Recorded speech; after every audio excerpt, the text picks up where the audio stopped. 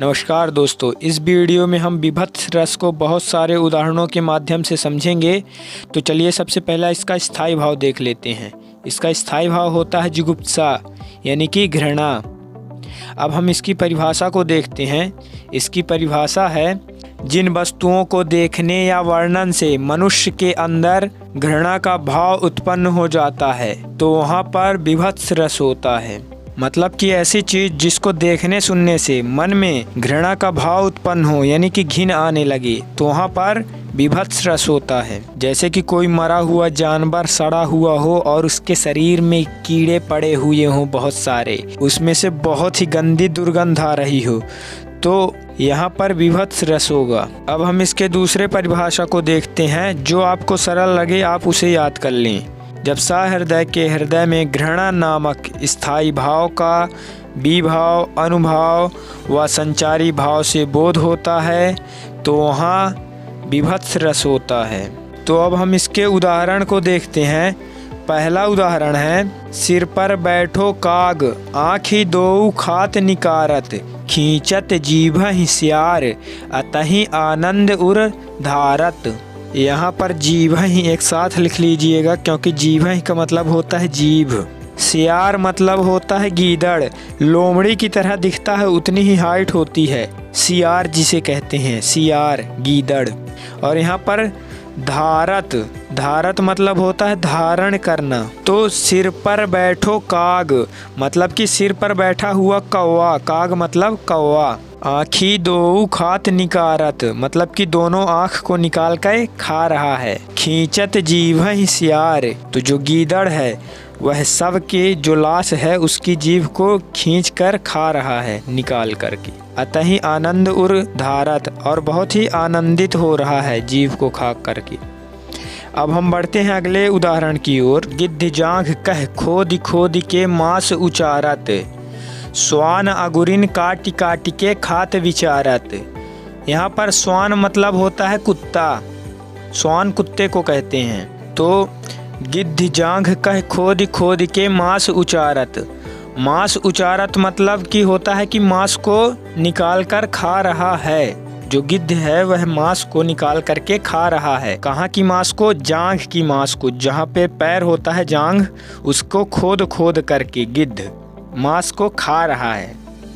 और स्वान अंगुरिन काट काट के खात विचारत, जो कुत्ता है वो अंगुलियों को काट काट करके खाता है। विचारत मतलब कि विचार करना, सोच विचार करके आनंदित होकर के अंगुलियों को काट काट के कुत्ता खा रहा है। ठीक, तो यहाँ पर भी घृणा का भाव है, इसलिए यहाँ पर विभत्स रस होगा।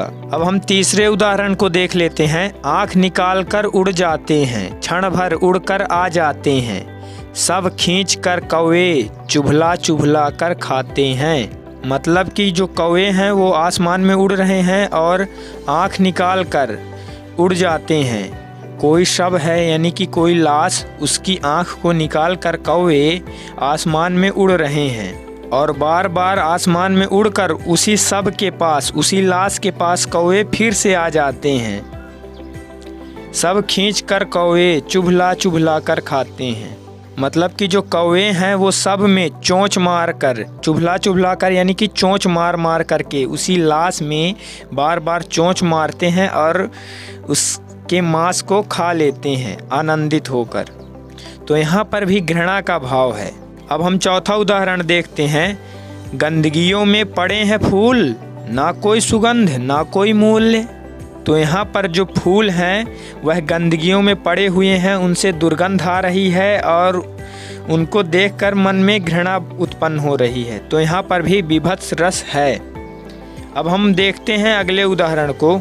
आतन की तांतबाजी, खाल की मृदंगबाजी, खोपरी की ताल, पशुपाल के अखाड़े में। इस पंक्ति का मतलब यह है कि आतन की तांतबाजी मतलब कि आंतों की रस्सियाँ जैसे बाजा बजा रही हों।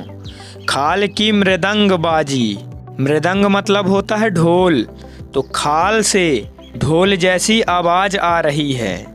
खोपड़ी की ताल, जो खोपड़ी है खोखली सी खोपड़ी, उसकी ताल बज रही है। पशुपाल के अखाड़े में, मतलब कि पशुओं के अखाड़े या युद्ध क्षेत्र में। तो यह दृश्य वहाँ का है। तो यहाँ पर युद्ध भूमि का वर्णन है। मारे गए जीव जंतुओं की आंतें, खाल और खोपड़ी से संगीत जैसी विभत्स ध्वनि उत्पन्न हो रही है। यह चित्रण बहुत ही डरावना और घृणित है, जिससे विभत्स रस की अनुभूति होती है। अब हम बढ़ते हैं 6वें उदाहरण की ओर। सुड़ुक सुड़ुक घाव से पिल्लू निकल रहा है, नसिका से श्वेत पदार्थ निकल रहा है। सुड़ुक सुड़ुक का मतलब धीरे धीरे, घाव से पिल्लू, पिल्लू का मतलब होता है मवाद। जैसे किसी के शरीर में कीड़े पड़े हों तो वहाँ से मवाद निकलता है। ठीक है, आगे है नसिका से श्वेत पदार्थ निकल रहा है। नसिका मतलब होता है नाक, नाक से श्वेत पदार्थ यानी कि नाक से सफ़ेद कलर का पानी यानी कि कफ निकल रहा है, गंदगी। इस दृश्य में एक अत्यंत घिनौना और बीमार हालत में व्यक्ति का वर्णन है, जिसका शरीर सड़ा हुआ है, नाक से गंदगी निकल रही है। यह शरीर की विकृति और सड़न को दर्शाता है, जिससे घृणा का भाव उत्पन्न हो रहा है। तो यहाँ पर भी विभत्स रस है। अब हम देखते हैं 7वें उदाहरण को। जहाँ तहाँ मज्जा मांस रचिर लाखी परत बगोर, जित जित छिड़के घाड़ से तू, कहूँ कहूँ रत्नारे। इसका अर्थ क्या है? जहाँ तहाँ मज्जा मांस मतलब कि इधर उधर हर जगह हड्डियों का गूदा और मांस बिखरा है। रचिर लाखी परत बगोर मतलब कि वह सुंदर लगने के बजाय गंदगी का दृश्य बना हुआ है। हाड़ सेतु का मतलब क्या है कि हड्डियों के पुल बन गए हैं। कहूँ कहूँ रत्नारे यानी कि कहीं कहीं वे रक्त से रंजित हैं। तो यह भी युद्ध का किसी हिंसक दृश्य का वर्णन है, जहाँ मांस, मज्जा और हड्डियाँ बिखरी हुई हैं। तो यह भी दृश्य बहुत ही घिनौना है। तो यहाँ पर भी विभत्स रस है। अब हम देखते हैं 8वें उदाहरण की ओर। गिद्ध और चील मंडरा रहे थे, चूहे को तड़पा रहे थे। मतलब कि आसमान में जो गिद्ध है और चील हैं वह आसमान में उड़ रहे हैं और चूहे को चोंच मार करके उसको मरने भी नहीं दे रहे हैं, तड़पा रहे हैं बस। तो जो चूहा है उसके शरीर में घाव है, खून बह रहा है। तो यह दृश्य भी विभत्स रस को दिखाता है। ठीक है, तो अब हम मिलेंगे अगले वीडियो पर। जय हिंद, जय भारत।